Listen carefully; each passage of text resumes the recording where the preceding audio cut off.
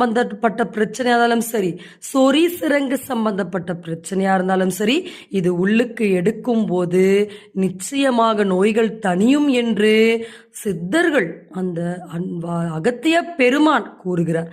சரி, வெள்ளருகு முற்றிலுமே ஒரு மூலிகை தான். சமூலம், அதாவது அதோடைய இலை, பூ, காய் அனைத்துமே மருந்து.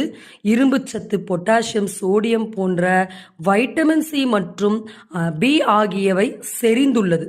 அதனால வெள்ளருகு நம்ம இலையாகவோ பூவாகவோ இல்லை வேரையோ எடுத்து கைப்பிடி அளவு ஒரு டம்ளர் அளவாக அந்த தண்ணி சுன்ற வரைக்கும் ஒரு 2 டம்ளர் ஊற்றினா 1 டம்ளரா சுருங்கும் வரை கொதிக்க வச்சு உள்ளுக்கு எடுக்கும்போது வயிற்றில் இருக்கக்கூடிய புண், வயிற்று பொறுமல், வாயு சம்பந்தப்பட்ட கேசஸ், நரம்புகள் பற்றி இருக்கக்கூடிய வீக்கம், மூட்டு வீக்கம், வலி, சொறி, சிரங்கு ஆகியவை குணமாகும் என்று அகத்தியர் குணப்பாடம் கூறுகிறது.